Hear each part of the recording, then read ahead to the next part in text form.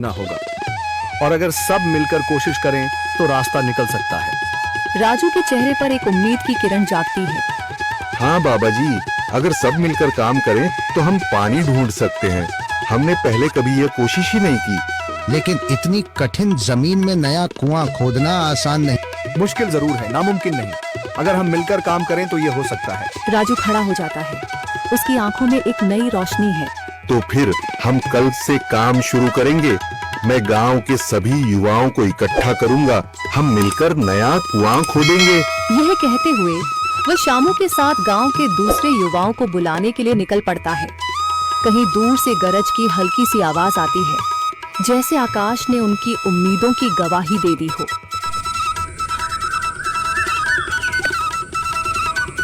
अगली सुबह राजू और शामू गांव के युवाओं को इकट्ठा करने निकल पड़े। चौधरी महेश की हवेली के सामने एक भीड़ जमा है। बाबा जी, संदरी, गांव के कुछ बुजुर्ग और किसान सभी मौजूद हैं। हम हाथ पर हाथ रखकर नहीं बैठ सकते। अगर अल्लाह ने हमें हिम्मत दी है तो हमें खुद पानी के लिए मेहनत करनी होगी। हम एक नया कुआं खोदेंगे। लेकिन राजू, क्या हमें यकीन है कि वहाँ पानी मिलेगा? बेटा, पानी जमीन के अंदर होता है, बस सही जगह खोदने की जरूरत है। हमने अपने बुजुर्गों से सुना था कि पुरानी नहर के पास जमीन नरम थी, शायद वहीं पानी हो। बाबा जी सही कह रहे हैं।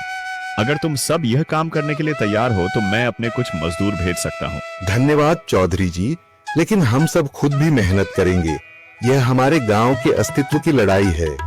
संदरी, जो अब तक चुप थी, आगे बढ़ती है।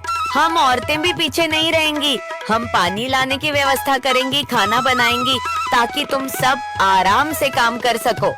यही हिम्मत चाहिए थी संदर। पूरा गांव एक नई उम्मीद के साथ कुआं खोदने की तैयारी में जुट जाता है। दूसरी ओर कुआं खोदने का काम शुरू हो चुका है। राजू, शामू और दूसरे युवा बेलचे चलाने लगते हैं। मिट्टी बाहर निकाली जाने लगती है। तेज गर्मी के बावजूद सब पूरी हिम्मत के साथ जुटे हुए हैं। दोपहर की तेज धूप जमीन आग की तरह तप रही है। गांव के लोग लगातार कुआं खोदने में जुटे हैं। हाथ छिलने लगे हैं, माथे से पसीना बह रहा है, मगर किसी ने हार नहीं मानी। महिलाएं पानी और सत्तू लेकर आती हैं ताकि पुरुषों को कुछ राहत मिले। हमें और गहराई तक जाना होगा। अब तक सिर्फ सूखी मिट्टी और पत्थर ही निकल रहे हैं। राजू, यह बहुत कठिन काम है। अगर हमें पानी न मिला। अल्लाह मेहनत करने वालों को कभी निराश नहीं करता बेटा। तुम सब अपनी कोशिश जारी रखो, पानी जरूर निकलेगा। हिम्मत मत हारो। अगर अब रुक गए तो फिर कभी पानी नहीं मिलेगा। सभी फिर से जोश में आकर काम में जुट जाते हैं, मगर सूरज की तपिश बढ़ती जा रही है और कई लोगों की सांसें तेज चलने लगती हैं। तभी एक तरफ से रामलाल और उसके आदमी हंसते हुए आते हैं। अरे भाई, तुम्हें लगता है कि जमीन तुम पर रहम करेगी? हाँ हाँ, ना समझ लोग, ये सब बेकार की मेहनत है। रामलाल, हमारा हौसला मत तोड़ो। अगर तुम मदद नहीं कर सकते तो कम से कम मजाक भी मत उड़ाओ। मदद? हाँ, मैं अपने कुएं का पानी बेच सकता हूँ, मगर मुफ्त में नहीं दूंगा। राजू सब अनसुना कर फिर काम में लग जाता है।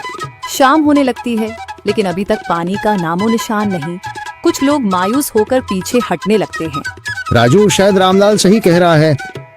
यह सब बेकार है। नहीं शामू, हमें हार नहीं माननी।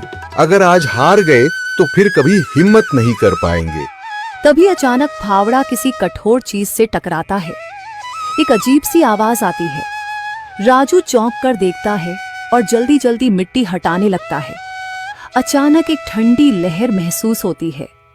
सभी लोग दौड़ कर आते हैं। जैसे जैसे मिट्टी हटती है, नीचे से गीली जमीन नजर आने लगती है। सब हैरान रह जाते हैं। सुभान अल्लाह, मैंने कहा था ना, अल्लाह हमारी मेहनत को जाया नहीं करेगा। राजू और बाकी सभी जोर लगाते हैं। कुछ ही पलों बाद अचानक मिट्टी के नीचे से पानी की एक छोटी सी धारा फूट पड़ती है। गांव वाले खुशी से चिल्ला उठते हैं। पानी पानी निकल आया। यह अल्लाह की कुदरत है रामलाल, जिस पर तुम्हें यकीन नहीं था। पूरा गांव आनंद से झूम उठता है। लोग एक दूसरे को बधाइयां देते हैं। औरतें दुआ करने लगती हैं। कुछ दिन बीत चुके हैं। गांव वाले नए कुएं से पानी भर रहे हैं, खेतों को सींच रहे हैं और जिंदगी फिर से पटरी पर लौट रही है। मगर रामलाल अब भी अपनी